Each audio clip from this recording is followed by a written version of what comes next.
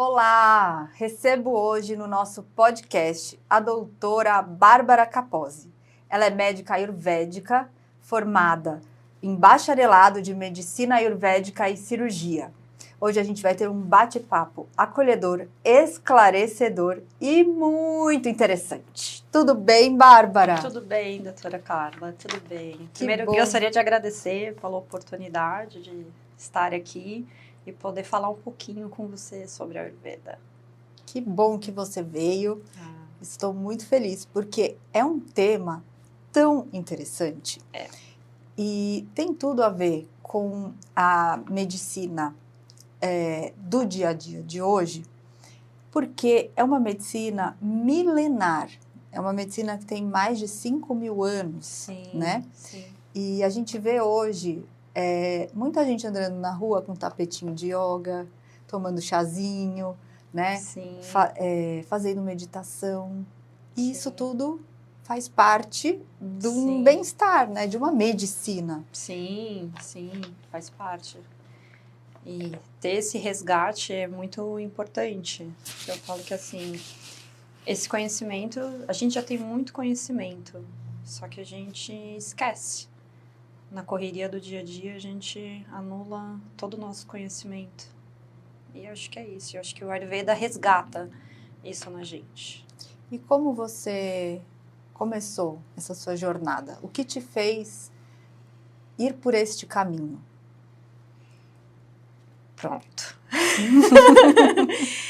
Eu fiquei doente, né, bem doente. Eu tenho um diagnóstico de esclerose múltipla. E tudo começou com essa doença autoimune. Eu não me adaptei ao tratamento convencional, tradicional. E era muito difícil. Que idade você tinha? 24. O diagnóstico? Muito nova. E na época eu estava estudando, inclusive, para fazer medicina, né? E eu tive muitos problemas com a medicação. Então, por um lado, controlava a doença, por um outro, desestabilizava outras funções do corpo.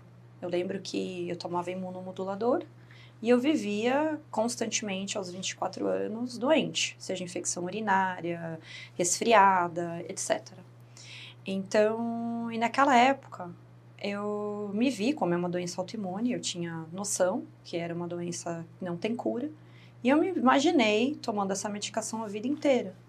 E eu tive que assinar até um termo, né, se caso a injeção ela desse alguma questão, assim, até ideação suicida, porque mexe com a questão mental, que não tinha responsabilidade nenhuma, assim, do próprio laboratório. Assim, muito nova, eu entrei em pânico com tudo aquilo. Eu falei, meu Deus, como assim? Eu vou tratar uma lidando doença... com um diagnóstico grave, porque todo diagnóstico é um luto, É um né? luto. Então, você lidando com um luto e lidando também com os possíveis efeitos colaterais que poderiam vir com essa medicação, deve ter sido bem difícil. Isso foi exatamente 1 ano depois que eu perdi meu pai.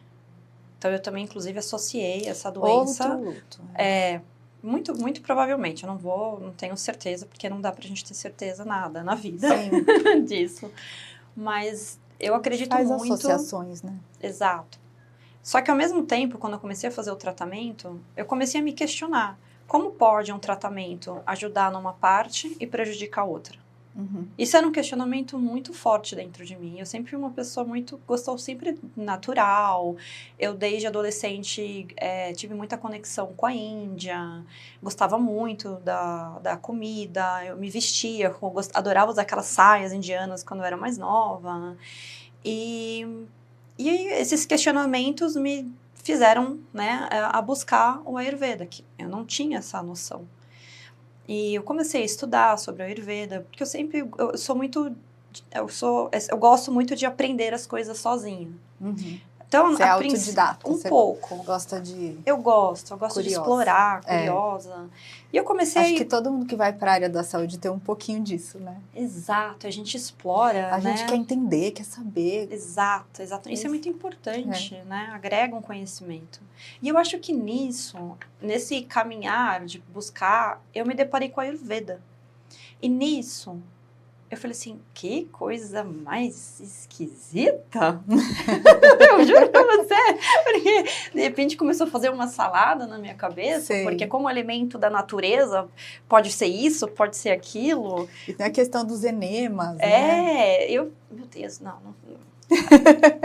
É claro que naquela época, assim, quando você tá num momento muito difícil, você busca por todas as saídas. Você quer ficar boa. E não é que assim, eu tentei de tudo, a Ayurveda foi minha última opção. Que normalmente é assim que as pessoas, infelizmente, pensam sobre o Ayurveda. É verdade. Você tenta de todas as... Aí quando nada dá certo, você fala assim, vou tentar isso aqui como última. É um pensamento, infelizmente, comum que as pessoas têm, inclusive com relação a qualquer medicina integrativa. Sim. Mas é um... Acupuntura, medicina tradicional chinesa, Ayurveda. Elas têm se você muda um pouco o foco disso, você passa a entender que, na verdade, é um complemento e que não é a última bolacha do pacote, digamos assim, você passa também a se abrir para oportunidades e entender que às vezes, a gente tem um preconceito sobre as coisas, mas você precisa também estar aberto para poder enxergar e entender a realidade com outra perspectiva, Sim, e eu acho bem interessante o conceito de medicina integrativa, que é onde o paciente age em prol da sua cura, da sua saúde, e não fica esperando que um remédio vá fazer todo o trabalho e que, eu vou tomar esse remédio, logo tudo vai ficar bem, eu não vou precisar fazer nada, né? Então, esse resgate de ser responsável pela própria saúde é de suma importância. É de suma. Toda cura começa no autoconhecimento, você né? Querendo, de você né? conseguir se visualizar suas próprias limitações, aquilo que precisa. E foi isso que eu vi na época. Quando eu decidi fazer medicina na Índia, primeiro, antes de fazer todo esse investimento, de ir para a Índia, eu estudei por 2-3 anos o Ayurveda. E depois eu decidi... por conta própria. Fiz alguns cursos, na verdade eu fiz cursos de Ayurveda, depois eu fiz algumas atualizações, depois eu fiz especializei em saúde mental. Porque você é formada em farmácia, né? Você me contou. Sim. E aí depois eu fui buscando outras questões, assim, para poder aprimorar um pouco o meu conhecimento.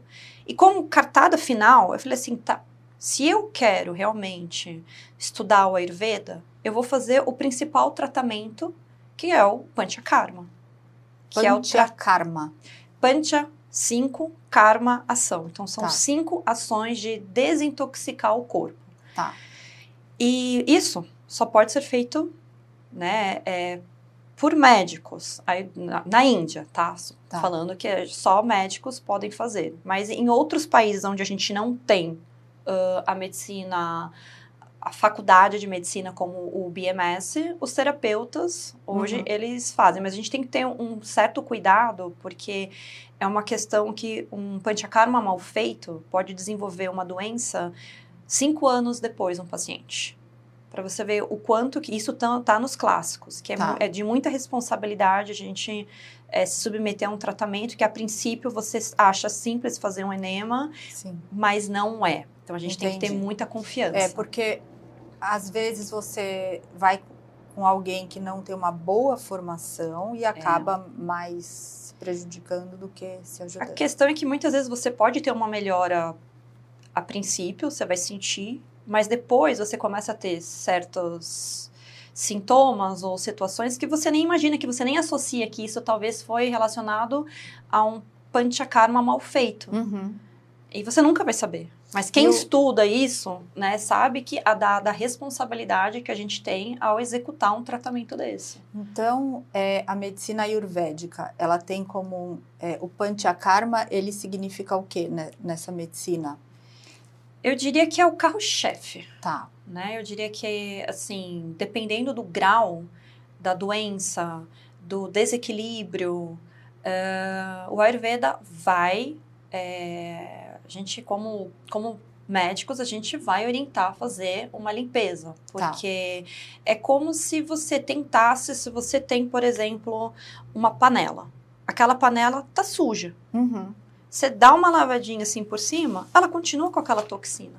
Sim. Então, é como se você quisesse só dar medicamento, né? Você vai fazer uma maquiada, mas a toxina tá ali. Uhum. Então, a longo prazo, ou a doença vai voltar, não vai ter uma cura efetiva. Ela pode ser uma temporário, mas ela vai voltando. Então, a Ayurveda estressa essa questão para que, antes de qualquer tratamento, dependendo do grau da doença, a gente possa abrir os canais, a gente pode limpar essas toxinas. Claro que assim, não é um único panchakarma vai resolver. Não, às vezes a gente tem doenças que tá tão profundo no nosso sistema, nos nossos tecidos, que às vezes a gente precisa fazer alguns panchakarmas, né? Que foi o meu caso da doença. Uhum. Que quando eu decidi ir para a Índia, eu fiz o panchakarma, me submeti a esse tratamento. Carla, vou te chamar de Carla. Lógico. Posso? Carla, eu renasci ali. E como é? Onde você fica? Como eu você fui faz? para o sul da Índia, eu fui para Coimbatore, inclusive é um lugar assim, se chama Arya Vaidya Pharmacy. É um lugar muito conceituado, muito bom. E foi uma experiência assim que eu tive que marcou a minha vida inteira. Uhum. Eu senti, depois de fazer esse panchakarma, eu senti o meu corpo como se eu fosse, nossa, leve. A mente abriu. É como se eu tivesse clareza em todos os meus pensamentos. Eu tinha clareza, eu tinha fome, eu tinha leveza, eu tinha menos... como é que... É num hospital que se Era faz? um hospital. Tá. Você faz dentro de um hospital e você tem a parte médica e você tem os parichakas, que a gente fala que são as enfermeiras que executam todo o tratamento, seja enema, seja os tratamentos corporais. Então, é assim. E quando qualquer panchakarma que a gente for fazendo em paciente, a gente não é, vamos fazer um panchakarma. Não é simples assim. Não é que todo paciente pode fazer panchakarma. Embora você tenha uma doença que tenha uma indicação, você precisa olhar tantos protocolos antes de executar qualquer tratamento para ver se o paciente tem condição, primeiro mental. Porque para poder executar esse tratamento, a pessoa precisa ter força mental, porque você vai ter que lidar com medicamentos, não é medicamentos que nem alopáticos, que você põe uma glicose, um docinho, você muda um sabor e fica gostosinho e você toma. A Ayurveda não. A Ayurveda vai dar exatamente, a gente não modifica nenhuma fórmula. Se for astringente, se for amargo, você vai ter que tolerar isso, do começo ao fim. Então, você vai ter que lidar. Então, a gente fala que, assim, o panchakarma começa o desconforto aí. Então, é você aprender a lidar com o desconforto, que não vai ser da forma que você quer. E você vai ter sentir dor. Não no panchakarma, você vai sentir dor no sentido de ter que lidar com essas questões mentais e que, de repente, você vai se ver num lugar onde você fala assim, eu não quero mais tomar isso. Porque dá uma reviravolta, né? Tem situações onde você acaba se superando nessa questão. Porque medicamento da Ayurveda não é uma maravilha. E uma medicina assim, como que ela se encaixa hoje no nosso mundo? Ocidental, vamos dizer assim, moderno, no Brasil, São Paulo, um grande centro urbano. Tá, você fala como é que lida com os remédios do Ayurveda? Num grande centro urbano, com a vida que a gente leva, como encaixar essa filosofia? Assim, são duas perguntas. Tá bom. O Ayurveda, ele é uma filosofia, uma medicina e algo mexe também com a espiritualidade? Tá. Ou ele é basicamente uma medicina e um tratamento corporal? Não. Como que é? E também e como isso se encaixaria? Tá. Eu tô querendo saber muita coisa. Tá ótimo, é isso mesmo. Eu gostei da pergunta. Pronto. O Ayurveda, não dá pra gente falar sobre a Ayurveda e não falar em espiritualidade. Espiritualidade não é religião. Então, não são duas coisas distintas. Então, assim, quando a gente fala de espiritualidade, a gente fala sobre autoconhecimento. Então, o que o Ayurveda traz pra gente? Traz sobre você se conhecer. Então, por exemplo, Quando eu faço meus atendimentos, eu tive uma paciente que a primeira pergunta que eu fiz foi: você consegue perceber sua fome? Ela falou para mim: não. Então, isso é uma espiritualidade também, porque é você perceber você mesmo. Você nesse mundo, em Você relação nesse ao mundo, planeta. em relação né? ao planeta, em relação à ao natureza, universo, em relação né? aos outros, em relação a você mesmo. E nisso, quando você perde essa conexão com o exterior, significa que o seu interior já não está conectado há muito tempo. Uhum. Então, essa questão de falar sobre o Ayurveda e espiritualidade, sim, o Ayurveda, ele é uma ciência da observação, é empírico, a gente tem essas questões, né? E a gente tem toda uma estrutura de como poder fazer as análises, as observações, enfim, a gente chama isso de pariksha. Só que não dá para a gente separar isso sem levar para o campo espiritual, porque você precisa se conhecer. Então, acho que o Ayurveda nos ensina a olhar, por exemplo, você consegue sentir quando você já comeu completamente sem você ficar estufada? O Ayurveda ensina. Por exemplo, isso é uma coisa que eu adquiri esse conhecimento através do Ayurveda. Quando eu acabo de comer, eu solto um arroto. E as pessoas falam, arrotar na mesa é ruim. Depende. Claro que se você... Depende da exato. Se você for delicada, tá tudo bem. Mas o que é isso? É o seu corpo falando, eu já cheguei no meu limite. E quando você começa a perceber, o Ayurveda fala isso, quando você percebe e você para por ali, você não fica estufada, você não fica com uma sensação de peso, a sua digestão, ela é lenta, mas ela é boa, porque você não tá forçando o seu sistema a digerir algo que está em excesso. Então, isso são coisas, por exemplo, que o Ayurveda ensina a gente, que a gente não tem mais essa noção. Você está com sono, você nem percebe, muitas vezes a gente ignora o sono, o chamado para dormir, porque, não, tem coisas para fazer, tem que terminar isso, tem que fazer aquilo. E aí você vai simplesmente fazendo o que com o seu corpo? Você vai negando todo o conhecimento que o Ayurveda fala, não ignore. O Ayurveda é super sobre rotina, né? Muito! Muito! Ai, como é que eu vou dizer? Sincronização? O Ayurveda, natureza, né? ele traz essa conexão, porque o Ayurveda fala o seguinte, nós somos o micro do macro. O que acontece lá fora, também acontece aqui dentro. A gente não está separado desse universo. A gente é um só. Só que a partir da hora que a gente se separa, é onde as doenças começam a surgir. Porque a gente vai perdendo a conexão com o mundo de fora. E é impressionante isso, porque você pode perceber que quando você não tá bem, você fica num momento onde nada parece que dá certo. E, na verdade, você só é um espelho, porque você não tá bem. Sim.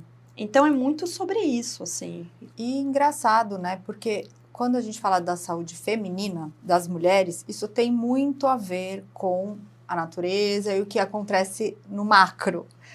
Fases da lua, menstruação, enfim, ciclo circadiano, ciclo menstrual, ciclo gravídico puerperal. Como que a Ayurveda enxerga essa pergunta parte? Foi muito boa.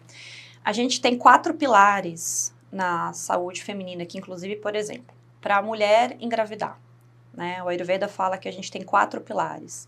Então, a gente fala que é o Kshetra, que é toda a parte do sistema reprodutor feminino. A gente chama de Ambu, que é toda a parte de nutrição. A gente fala que tem o Bidya, que é tanto o espermatozoide como o óvulo. E a gente fala Kshetra, Bidya, Ambu, Rutu, que é o ciclo. Que seja tanto o circadiano do sono, como, por exemplo, é o período do fértil, é a parte, enfim, toda essa parte do crescimento do endométrio. O Ayurveda fala sobre... Parte do ciclo. Total. Então, o Ayurveda... Rutu. Que na verdade, é nada mais do que um ciclo. Então, a gente tem isso. E quando a gente tem esses 4 pilares, é a mesma coisa que uma mesa. Tira um pilar. É por isso que hoje em dia, se você não tiver esses 4 pilares fortes, você tira um, não vai ter equilíbrio feminino, não vai ter gestação, vai ter vários problemas, não falo só na questão de engravidar, mas a mulher começa a ter outros problemas vinculados. Relacionados à gravidez. Relacionados à gravidez, relacionados a doenças ginecológicas, porque você quebra um dos pilares, né? Então isso é muito importante. Bárbara, isso me preocupa muito com as gerações que estão vindo, as adolescentes que estão... entrando na idade fértil agora, e a gente sabe que muitas dessas doenças começam na adolescência. Ovário policístico, endometriose, enfim, diversas alterações que estão relacionadas a hormônios. E a gente sabe que adolescente que fica muito tempo no celular é ruim, porque vai dormir tarde, porque fica muito exposta à luz, alimentação, que você falou, os 4 pilares. Alimentação, comendo errado. Ciclo, não dorme na hora que tem que dormir, não acorda cedo, então já... Aí a mulher hoje tem também a questão do estresse, né, a cobrança. Sim. E parece às vezes que a gente não consegue desfrutar da nossa natureza cíclica. Sim. Que a gente tenha o momento de ficar tranquila e o momento que a gente tem mais vitalidade. O nosso ciclo, ele nos dá momentos no mês. Sim. Então, eu queria tanto que existisse, enfim, um dia, quem sabe, né, a gente consiga que as adolescentes tenham essa sabedoria e esse ensinamento, né, esse autoconhecimento. Sim. Eu acho muito interessante. E é curioso, porque assim, na verdade, o que o Ayurveda faz? Ele só nos relembra. Porque o corpo, por si, ele fala. Mas a gente não escuta. Então, o que a gente faz? O corpo avisa o tempo inteiro. Cólica forte, cansaço. Atraso da menstruação, tudo. Insônia, irritabilidade, mudança de humor. Então, assim, o corpo, ele vai dando sinais. Mas o que a gente faz? A gente não tem tempo. Você simplesmente fala assim... Você toma um remédio e vai. Toma um remédio e vai. Exatamente. E aí a gente simplesmente ignora o que o corpo está pedindo. Olhe para mim, olhe para dentro. E como é que a Ayurveda vai abordar essas questões? A gente, né, tem as mulheres e tem os homens também. Hoje, o Brasil é um país ansioso, de ansiedade. Está em primeiro lugar. Eu sei. Burnout, ansiedade. Sim. A Ayurveda consegue contribuir. E você acha que isso é meramente de comportamento ou você acha que a medicação entra nesse momento também? Essa questão do burnout, o panchakarma e tudo, eu acho que assim, primeiro que o Ayurveda, ele nos ensina a se reconectar. Pela visão do Ayurveda, não adianta só a gente medicar. Não adianta. Tem vários tratamentos que a gente pode fazer, inclusive um deles que é muito bom, que é o tratamento Nasya, porque fala que toda doença, que a gente fala de atutrava, as doenças acima da clavícula, a gente tem bons resultados fazendo medicações através do nariz. Porque não é só que nem na alopatia, mas a gente trata as vias respiratórias, só que o Ayurveda utiliza... lavagem, tipo... Não, são medicamentos. Você pode fazer, a gente tem tratamentos mais, que a gente fala Tikshna, né, que é mais para limpeza, mas a gente também tem tratamento de nutrição. Que nesse caso, para burnout, seria uma nutrição pré-mente. Então, a gente vai utilizar... que é daqui para cima. A gente utiliza, né, essa questão para dar uma acalmada nos pensamentos e tal. E a gente utiliza esses medicamentos justamente em paralelo com outros tratamentos. Sim. Então, a gente acredita que não é simplesmente medicar. Então, você tem que fazer um ajuste de rotina. Você tem que fazer um ajuste, você começar a observar, por exemplo, seus ciclos, seu sono, seu intestino, prisão de ventre, sua digestão, sua fome. Então, não dá para simplesmente chegar e eu te dar um Nasya, que é um medicamento para o nariz, sem olhar para a sua rotina inteira. Que tipo de trabalho que você executa, quantas horas você dorme por noite, quantas vezes você vai ao banheiro, como é que está a sua urina, como é que está a sua unha, como é que está o seu cabelo. Isso tudo faz parte de um pacote de observação, que a gente fala que é o pariksha, que é a análise que a gente vai observando no paciente, e a gente vai já, através da observação, eu já consigo verificar essas questões dos doshas. né? Qual dosha está mais em desequilíbrio, qual que é o seu dosha natural. Não dá para simplesmente fazer uma coisa rápida, não é um trabalho de observação. Então, quando a gente pega essa questão do burnout, normalmente a gente entende que o fogo, que é o Pitta, né, que a gente tem 3 doshas, é o Vata, Pitta, Kapha. O Vata é o movimento, é o ar e o éter. O Pitta é fogo, com um pouquinho de água. E o Kapha é água e terra. Aí surge talvez você se pergunte, que elementos é esse? Como pode os elementos da natureza estarem assim? Mas aí quando a gente faz essa relação, inclusive, por exemplo, eu vou utilizar o burnout como justificativa. Quando a gente utiliza isso, a gente fala que tem um fogo, fogo aumentado. O que é o fogo? É a parte de transformação. Então, um exemplo também que eu vou dar para entender o que é o dosha no corpo. Você tem a parte catabólica e a parte anabólica. Parte catabólica é o fogo, transformação, é o Pitta. Tudo que é parte anabólica é o Kapha, que é a construção. E o Vata é nada mais o que faz o movimento deles. Então, o Vata é movimento, circulação, pensamento, batimento, tudo isso é Vata. Pitta, toda a parte metabólica. Kapha, toda a parte estrutural daquilo que cresce, daquilo que renova. Então, assim, se a gente pega o burnout, a gente vai entender que esse fogo, ele está acentuado. A parte metabólica, ela está inflamada. Existe uma parte muito mais quente no seu corpo. Você está gastando o seu corpo. Está gastando o seu corpo. Seja mais em pensamento. E aí você fala de pensamento, normalmente você vai perceber que os pacientes de burnout, eles são pessoas mais perfeccionistas, são pessoas que têm muita autocrítica, são pessoas que estão com um fogo ali muito exagerado. Isso vem uma outra guna que a gente fala, que é a guna da mente, que é Rajas, que é aquela pessoa que não consegue se desligar, não consegue em hipótese alguma, então você fica o tempo inteiro conectada. E para dificultar ainda, esses adolescentes, como você trouxe, ficam no celular e eles têm uma hiperestimulação. Você não consegue mais desligar eles dessa questão, porque você tem um estímulo o tempo inteiro, seja de tela, seja da moda, seja da televisão, seja de tudo, essa parte de mídia social. E você só vai estimulando. Isso é um problema, né? A gente vai ter um monte de gente com burnout, infertilidade, vai afetando. Depressão, ansiedade. E realmente, a gente vai ter que voltar um pouco, né? E eu acho que a Ayurveda traz isso, a Ayurveda esse retorno. Traz essa parada, essa lição. Vamos parar um pouco? Isso. Vamos parar um pouco? O Ayurveda traz esse conhecimento. Antes de mais nada, é simplesmente olhar para si e falar assim, o que está acontecendo com o meu corpo hoje? A gente está muito distraído. A gente está se distraindo da gente, né? Se distraindo do mundo. Isso preocupa. Você disse uma coisa muito boa. A gente está se distraindo da gente. E o Ayurveda faz o quê? Relembra dessa reconexão para que a gente possa voltar a olhar para o nosso corpo. Então, assim, através de meditação. Então, como eu te falei, tem um remédio para isso? Para tratar o burnout? Tem que fazer.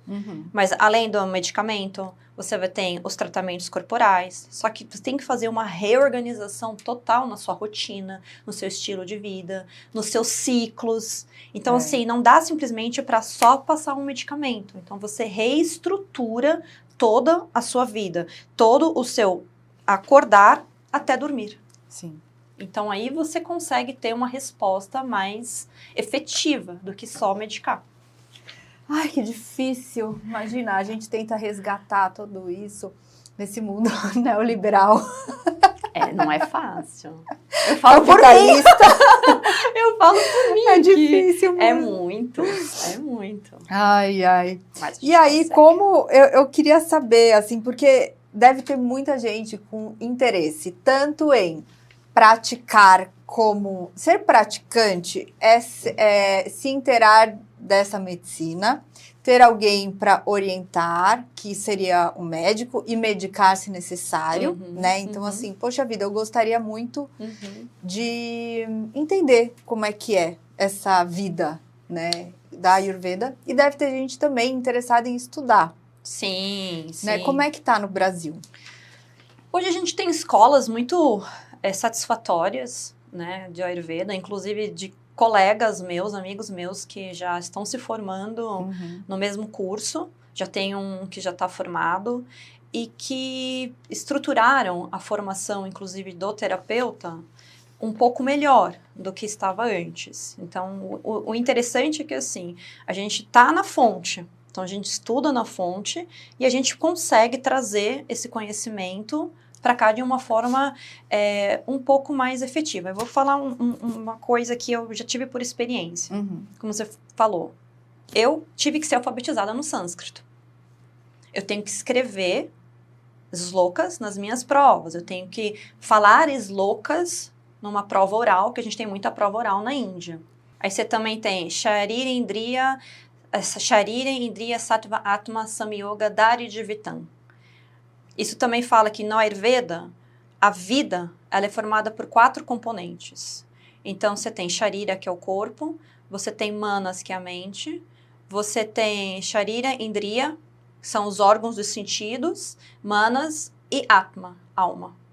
Que é a parte da espiritualidade que você me perguntou no começo. Porque não dá pra gente simplesmente separar que a espiritualidade, a gente vai falar de alma, mas não na questão filosófica, mas numa questão mais de você se conectar com a sua sabedoria. Sim. Então, pelo Ayurveda, quando você tem esses 4 componentes, né, do corpo, dos órgãos do sentido, da alma, tudo conectado, você tem a vida. E faz muito sentido, porque os órgãos do sentido é o quê? É simplesmente, a gente nem percebe o quanto que a gente tem. Os órgãos dos sentidos, na verdade, é o que nos coloca à frente da vida. Porque é falar, é enxergar, é sentir o cheiro. É um verbo, né? É tocar, é sentir. Sim. Essa é a porta do mundo. Sim. Através dos nossos órgãos dos sentidos. E a gente não valoriza isso. Ah, é verdade.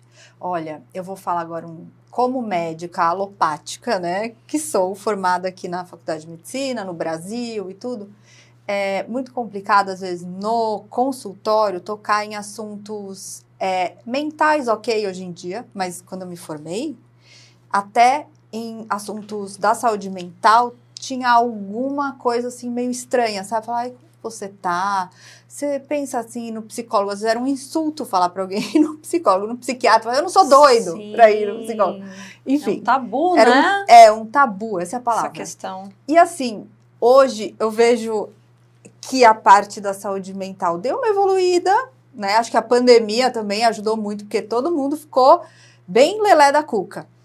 E, claro, a gente precisa de suporte, né? Ainda hoje eu tenho pacientes resistentes a suporte emocional, a terapia, psicoterapia, enfim, análise. E a parte espiritual, às vezes eu quero muito tocar nesse assunto. Porque como eu trato de casais que estão tentando engravidar, pessoas que eu acho que às vezes têm, assim, a necessidade de buscar ajuda espiritual, né? Porque, sabe, a saúde física tá tudo bem. A saúde mental, a pessoa vai, se cuida, faz atividade física, faz uma terapia, mas tem algo que ainda bloqueia, que ainda está não resolvido. E eu acho que a parte espiritual assim, o dia que desbloquear isso, como na medicina ayurvédica já faz parte. Eu acho que isso tem que entrar, sabe? Sim, tem que entrar, só que nós não aprendemos. Sim. Nós não sabemos como. Sim. E isso, acho que a gente tem muito que aprender e as pessoas têm muito que se abrir para isso. Total. Eu sinto que, assim, talvez no futuro, mas eu sinto que a medicina moderna, como eu costumo chamar, que essa minha a antiga, mas a medicina moderna, ela está fazendo um resgate já, porque está entendendo que não dá para separar o ser humano simplesmente por partes. Então, quando eu fui paciente de esclerose múltipla, eu me vi tendo que tratar com vários médicos, porque um médico não se combina com o outro. Pois é. E aí você acaba tendo que fazer muitos tratamentos, muitos remédios, de uma forma sem comunicar, e a gente se esquece que a gente é um todo e que a gente não é separado. E isso é o que a Ayurveda não faz. Então, eu acho que o Ayurveda, ele consegue, eu falo que assim, a medicina moderna e o Ayurveda, elas se complementam. Porque se a gente ter esse olhar como um complemento e não, aqui é melhor, uma disputa entre as duas, eu nunca vi assim. Eu acho que cada uma tem a sua riqueza na sua contribuição. E que eu acho que, assim, tem coisas que só a alopatia consegue resolver. Tem coisas que só a Ayurveda consegue resolver. Então, a gente precisa, eu acho que ligar essas ciências... Esses mundos. Exato, eu falo que essas ciências juntas, inclusive, por exemplo, até o yoga. Yoga é maravilhoso. Eu descobri o hot yoga, que é moda agora, né? É moda. Na Índia tem o hot yoga, porque lá é quente já mesmo, né? Às vezes tá calor. Não sei, posso estar falando merda, mas... Então, se você falar pra mim sobre isso, aí a gente vai fazer um tabu. Um tabu? Porque hot yoga... Adoro. Eu saio de lá assim, ó, um bem-estar maravilhoso. É que na verdade, assim... Eu vou falar com uma visão um pouco sobre a Ayurveda e sobre o conhecimento que eu tenho sobre o yoga, etc. Não existe essa questão muito de hot yoga. É ocidental. Inventaram isso. Tá tudo bem. A única coisa que me preocupa é que a gente acaba utilizando um nome para trazer um conhecimento que não é dele. Não existe isso no yoga. Isso não existe. Não. Mas as pessoas se utilizam, é o que acontece com a Ayurveda também. Tem muitas coisas que a gente sabe que se faz no Ayurveda e que não é Ayurveda, mas pelas pessoas não terem esse conhecimento, a gente acaba falando que é Ayurveda. Por exemplo, alguém que foca só em uma terapia, medicina ayurvédica, a única coisa que faz é uma massagem, por exemplo. O que você faz? Massagem. Gente, não é isso me deixa... ayurvédica. Imagina, eu estudo há 6 anos, de segunda a sábado, 8 horas por dia, para simplesmente se transformar em apenas em massagem. Tá longe de ser só uma massagem. Eu também faço massagem. Eu acho maravilhoso. E acho que a massagem ayurvédica é diferenciada. Isso é um outro, mas isso é um outro... Fala da yoga, a gente vai mudando. Tá, vamos voltar pro yoga. A questão do yoga é assim... Não existe hot yoga, né? Patanjali, que foi o criador do yoga, enfim, não menciono. Porém, entretanto, eu vou te dar como médica ayurvédica. Se eu, por exemplo, tô com um pita agravado, eu tô com um fogo agravado, ele tá acentuado. O que você acha de eu fazer alguma coisa que vai aumentar ainda mais esse fogo? O que eu vou causar no meu corpo? Eu posso causar uma inflamação maior dependendo do calor. Aquilo vai gerar um aumento de temperatura no meu corpo. Então, na verdade, eu não deveria fazer coisas que pelo Ayurveda a gente fala, samana e vichesha. Coisas parecidas aumentam aquilo que já tem. E coisas opostas diminuem. Isso é ciência. Né? Se você põe mais água num copo, ele vai transbordar. É exatamente isso. Então, não dá pra gente falar que tudo é pra todo mundo. É uma coisa muito individualizada. O yoga em si... através das práticas do yoga, não separa, né? Isso é vata. O yoga tradicional. O yoga tradicional. Pode ser Iyengar, pode ser Hatha Yoga, isso é tudo yoga. Só que são linhas, são especializações diferentes, né? Então, assim, aí vai eu gosto, por exemplo, de Iyengar. Pra mim, é a que eu mais me identifico. Então, nessa questão, se você realmente faz o yoga como tem que ser, porque o yoga não é simplesmente, né? Então a gente fala Ashta Yoga. São 8 braços que tem o yoga. A gente usa apenas um, que é o asana. Mas a gente tem toda uma estrutura para poder fazer o que é yoga. O yoga é muito mais complexo do que simplesmente a gente fazer um asana. Então, quando você começa a estender um pouco esse conhecimento, você percebe que você só está usando um braço do conhecimento do yoga. E aonde no Brasil, onde tem o yoga que você considera? Eu considero o Iyengar. Iyengar. Eu gosto muito, porque é muita raiz. Então, você faz práticas de mantras, você faz muito pranayama, você canta os mantras. E não tem absolutamente nada com religião. Sim. né? Então, a gente pega, por exemplo, quando a gente faz o OM, na meditação do OM, na verdade, essa vibração, e a gente estende esse OM, quando você faz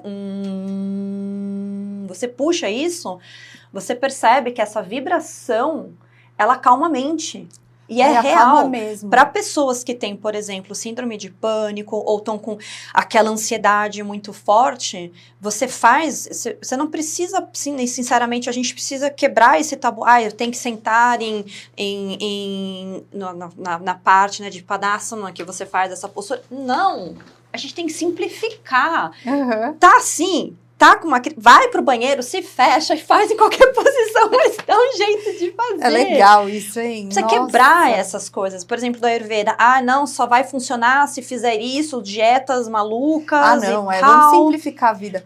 E em relação à dieta no Ayurveda, tem uma lenda que é super complicado fazer a dieta, porque é verdade, assim, a lenda é que a Ayurveda é difícil. Se você for seguir a dieta certinha, é muito difícil.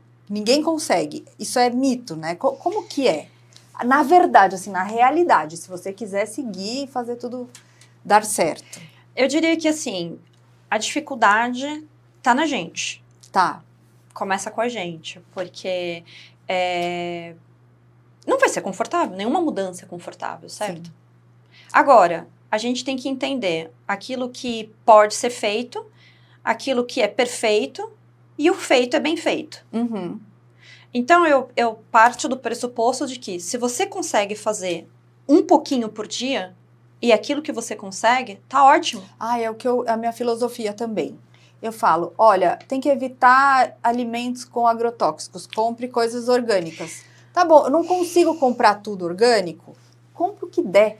Nossa, esse é um assunto que, inclusive, eu até já tive essa questão com a minha mãe. Porque a minha mãe, ela é o tipo de pessoa que ela é pitona, perfeccionista, e só vai fazer se tudo estiver perfeito. Tá. Inclusive com os agrotóxicos. E eu falei assim pra minha mãe outro dia, mãe, você já parou pra pensar que você se contamina mais pela sua mente do que pelo próprio alimento?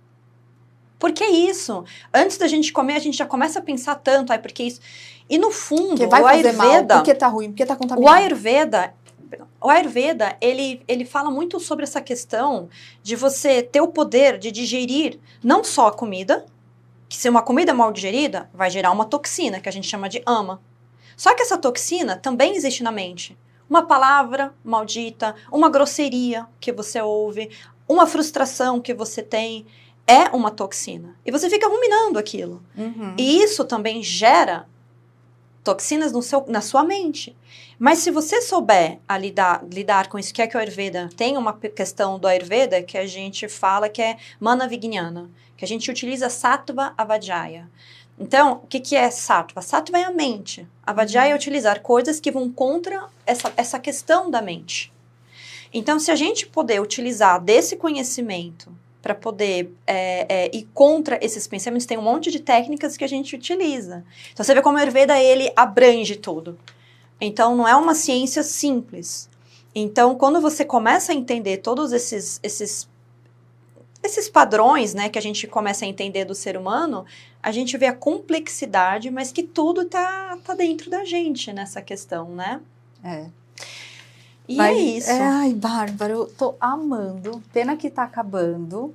Eu quero fazer 2 últimas perguntas, tá? Ótimo. Uma o que a mulher e o homem que estão tentando engravidar agora, nesse momento, o que eles podem fazer, assim, na prática, no dia a dia, que a medicina ayurvédica pode ajudar? Tá bom. Bom, acho que é isso, para o homem e para a mulher. Tá. Né? Que pode ajudar no processo de fertilidade de gravidez. Eu diria que, assim, isso vai ajudar não só na fertilidade como um todo. Tá.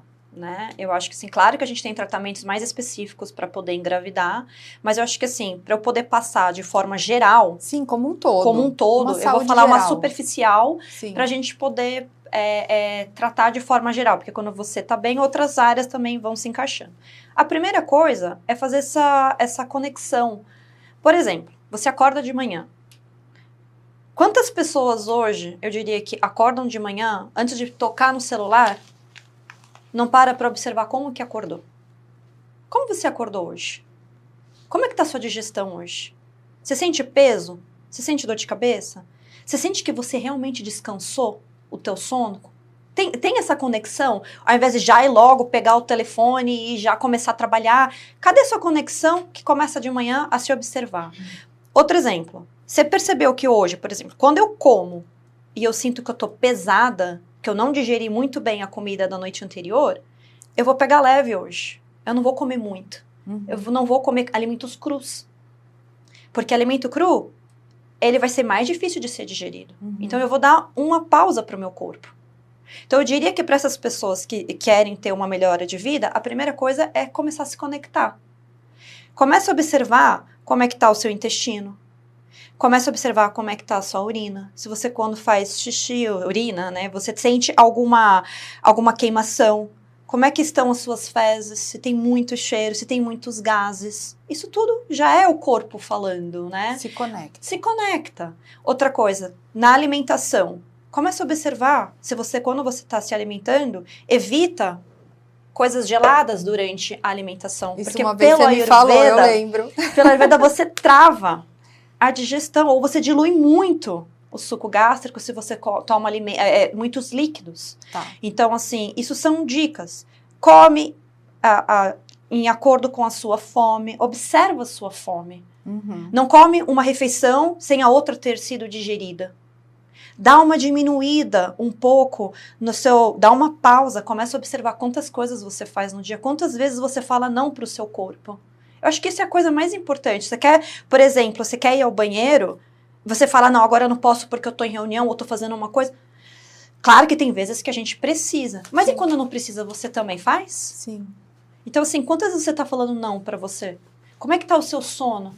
Quantas horas de sono você tá tendo por dia? Sabendo que são pequenos ajustes que a gente vai perdendo conexão e que a gente simplesmente ignora e o corpo tá clamando, olhe pra mim. E o que a gente faz? Agora eu não posso. Se distrai. Então eu diria que assim, coisas básicas, sono, alimentação, digestão, autoconhecimento, sabe, começa a buscar um pouco mais essa conexão com o corpo. E claro que isso é um dos pilares que a gente utiliza no Ayurveda para a gente começar a desenvolver algum tratamento. Tá. Então, acho que seria isso, é uma dica geral, né, de você tem algo específico para homens e algo específico para mulheres? No tratamento do Ayurveda? Sim. Tem coisas alguma mais dica assim, específicas. geral, assim, homens, prestem atenção em tal coisa, mulheres prestem atenção em tal coisa. Eu acho que nesse aspecto, de forma geral, a gente pode dizer sobre o dia a dia, porque a coisa mais específica seria os tratamentos, e aí depende. Tá. E como eu falei, o Ayurveda, uma gastrite num paciente é totalmente diferente de não gastrite. Então eu não vou simplesmente passar um pantoprazol, um meprazol, uma domperidona, Sim. Não é isso. Então, uma medicação vai ser completamente diferente para outra. Então, é muito difícil a gente generalizar. Mas o que eu posso falar é essa questão mais vinculada ao geral. Então, a alimentação. Se você já prestar atenção na sua alimentação, o quanto que você está se alimentando, qual que é a sua alimentação? Quanto de fritura você come por dia? Quanto de refrigerante? Exato. Então, assim, você começa a observar a sua alimentação. Você pode ter a sua alimentação orgânica melhor do mundo.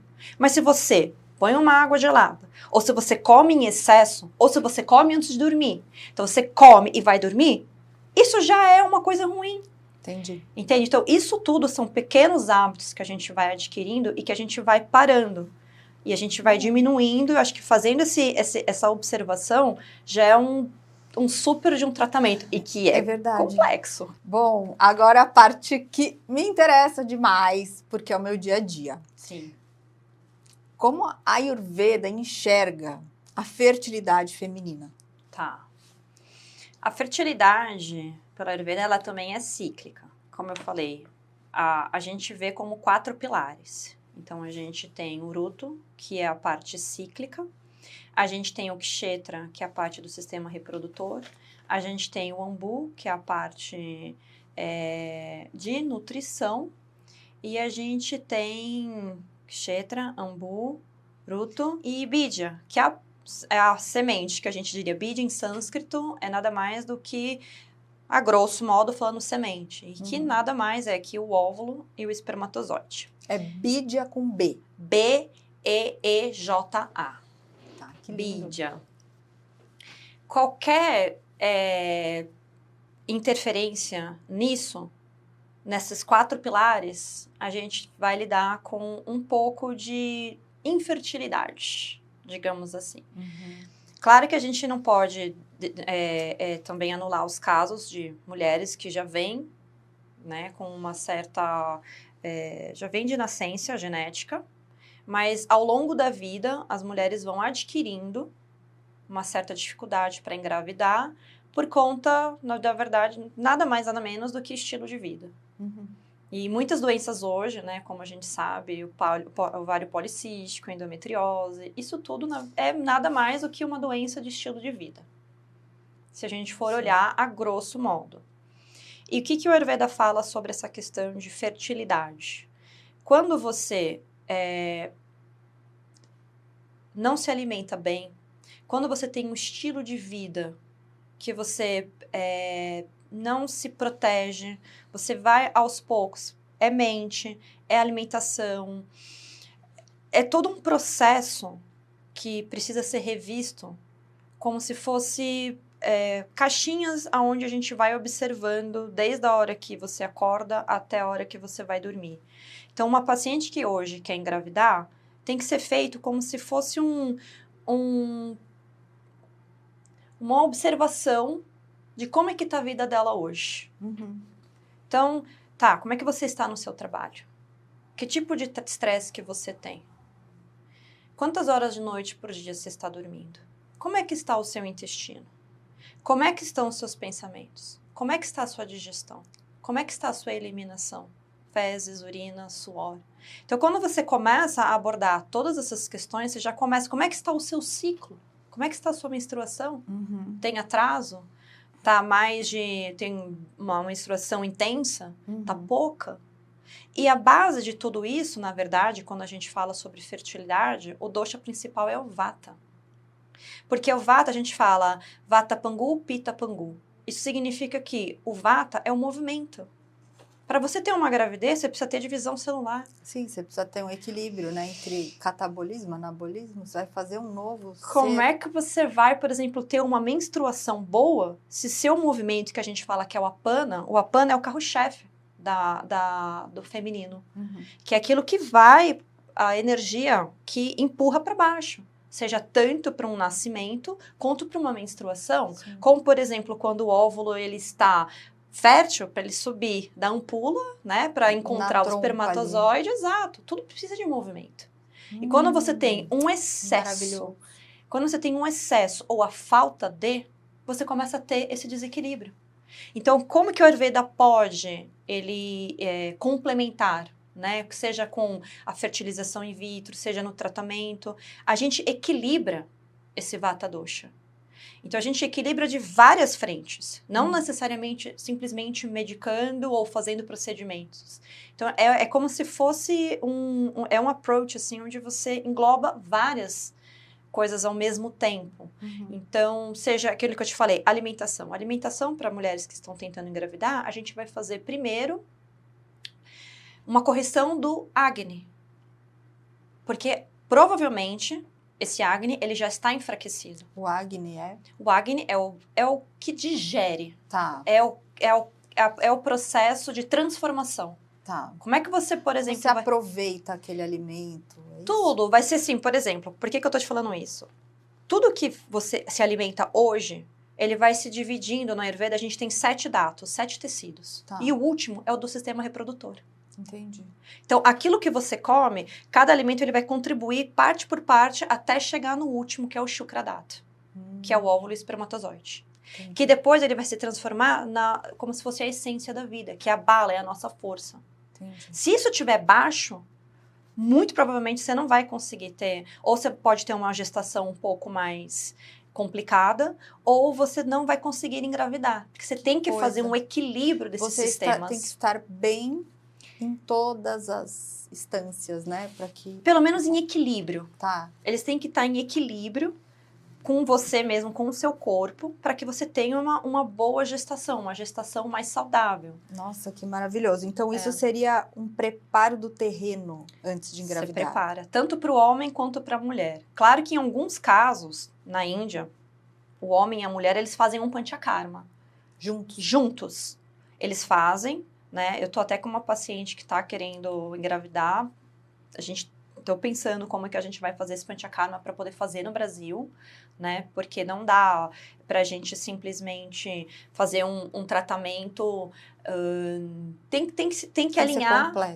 Tem que alinhar com a necessidade de cada um. Não existe um protocolo fechado, protocolo de fertilidade X. Não existe isso na Ayurveda. Não tem receita de bolo. Não tem receita de bolo. Então, por isso você tem que ter um conhecimento um pouco mais específico para que você possa entender e na raiz de qual que é o problema de cada paciente. É como eu te falei, um mesmo medicamento, por exemplo, a ashwagandha. A ashwagandha, embora no Brasil, infelizmente, parece que está proibida. O que é isso? A ashwagandha é um remédio do Ayurveda, que é um dos carros-chefes, que a gente chama, que é Rasayana, que é rejuvenescedor e que ele super ajuda, por exemplo, nessa questão dos hormônios. Ele dá um efeito muito bom, por exemplo, progesterona. Tá. Ele ajuda muito nessa questão dos hormônios. Ele está proibido? Não sei por quê. Ainda no Brasil, eles fizeram isso. Infelizmente, é o único país que proibiu. O resto fora, Europa, Estados Unidos, você toma, mas no Brasil, de alguma forma, não sei o que aconteceu. Mas o que eu quero dizer com a ashwagandha? Se você toma esse mesmo medicamento, por exemplo, com leite, você está nutrindo. Dependendo se você toma antes ou depois das refeições, cada forma que você muda a ação do remédio. Não é que nem, por exemplo, nos remédios que você vai tomar, você toma depois, antibiótico você vai tomar depois das refeições para proteger o seu estômago, para evitar essas coisas. No Ayurveda, não, porque não existe esse risco. Mas dependendo de quanto você vai tomar o medicamento, você muda a ação para que você quer tratar. Então, ele é muito complexo nessa questão. Então, é isso, você tem que ter um conhecimento um pouco melhor para você poder saber como é que você vai tratar aquele paciente. Mas eu acho que é isso, acho que nessa questão que a Ayurveda traz como um complemento, é muito interessante você poder se submeter a um detox, que é como eu falei, depende, né? Todo mundo que precisa fazer, não existe uma regra. Depende, você faz uma dieta, que a gente fala uma dieta de khichdi, de repente, que é arroz com lentilhas, e você já melhora, você faz uma correção do Agni, então você faz uma correção do Agni, uma correção dos alimentos, você tira tudo que é frio, porque no Ayurveda também isso é como a medicina chinesa. Engraçado, eu relacionei, porque na medicina chinesa, muitas pacientes minhas complementam o tratamento, então elas nunca andam descalça em casa, fazem escalda-pés. Sim, que faz sentido, porque o que é o frio? É o oposto do Vata. O Vata, se você põe muito vento em você, você consegue ficar quente? Porque o vento, ele vai retirando todo o calor, ele vai secando. O que é o Vata? É ar e éter. Você está secando. E o que acontece? A mesma coisa aqui. Então, se você parte do princípio de me falar que a medicina chinesa quer tudo quente, como é que eu avalio isso? Eu avalio porque é um dosha que já está aumentado, que já está nessa questão fria, e eu preciso aquecer, eu preciso diminuir o dosha Vata. Então, tem certos tratamentos que a gente faz, dependendo de cada um, que é isso. Então, evitar alimentos frios, evitar alimentos crus, justamente porque uma pessoa que já tem uma certa dificuldade, está tentando engravidar, não está conseguindo, eu tenho certeza que tem problema de acne. Então, a gente tem que fazer uma correção dessa alimentação desse paciente. Então, você vê que são coisas que a gente complementa e que tem uma resposta boa. Depois, a gente entra com medicamentos que são medicamentos que não têm, assim, não tem reações adversas como a gente tem o Shatavari. Shatavari é um dos medicamentos mais maravilhosos para a mulher. A ashwagandha, a gente também dá para homem.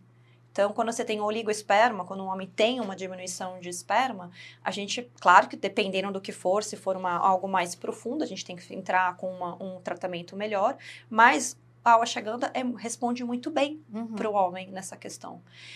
E é isso. Então, eu acho que... Nossa, muito interessante. Acho eu que não é quero isso. parar. Eu podia falar aqui muitas horas. Eu não quero parar de perguntar, eu quero saber muito. Eu amei.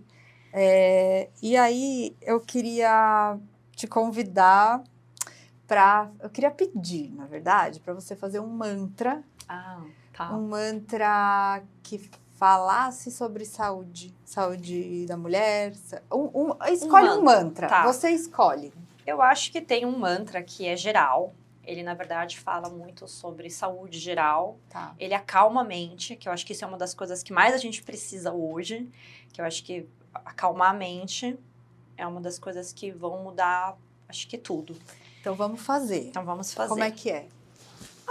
Ele chama Gayatri Mantra. Gaia. Gayatri Mantra. Adorei o nome. Ele é um mantra muito poderoso, que eu acho que quando a gente...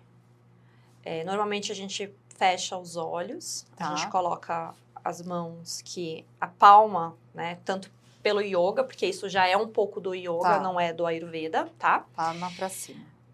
Quando a gente coloca esse dedo com o outro, a gente está ativando a parte mental e a gente está equilibrando o nosso sistema também. Tá. A gente está diminuindo o rajas, que é aquele aguna que eu falei da mente. E a gente simplesmente deixa os pensamentos irem e virem e a gente não se apega a nada. Então, a gente começa com a abertura, que é o Om, que é o som primordial, né? Tá. Então, a gente pode fazer um mudra, esse aqui. Eu já tava... mas depois a gente vai para essa. Então, a gente faz, vamos lá, 1, 2, 3.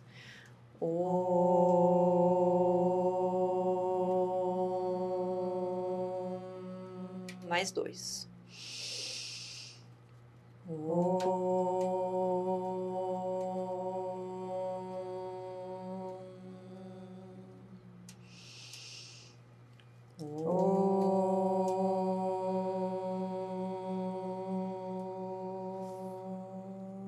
Agora a gente vai para o mudra, esse outro, e aí a gente começa. Eu vou cantar e você só observa. Tá.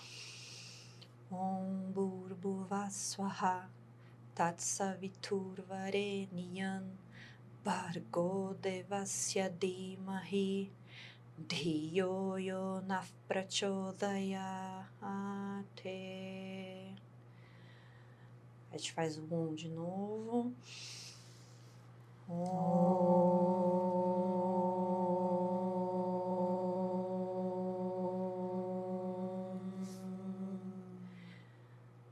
Mudra de novo.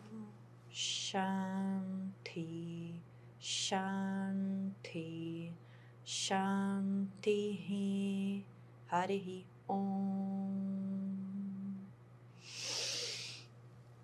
Dhanyavada. Obrigada.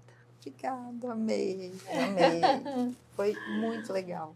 Eu adorei estar aqui. Obrigada pela oportunidade, poder transmitir um pouquinho desse conhecimento. Para mim é muito importante. E quem sabe a gente pode estar ajudando muitas pessoas a se reconectarem. Que o conhecimento está aqui dentro, a gente só precisa relembrar ele. Relembrar, né? Tá nos nossos ancestrais. Tá, e fala para o pessoal que está ouvindo, que chegou até aqui e que quer ter saber como entrar em contato com você, como que as pessoas te encontram. Eu tenho o meu Instagram, que é barbara.capozzi, né? Pode me encontrar ali pelo Instagram. E eu vou depois disponibilizar no meu Instagram. A pessoa pode me mandar um direct pelo Instagram. E depois eu vou colocar o número também, que aí pode me mandar um WhatsApp. Então tá bom. Muito obrigada pela oportunidade. Obrigada, querida.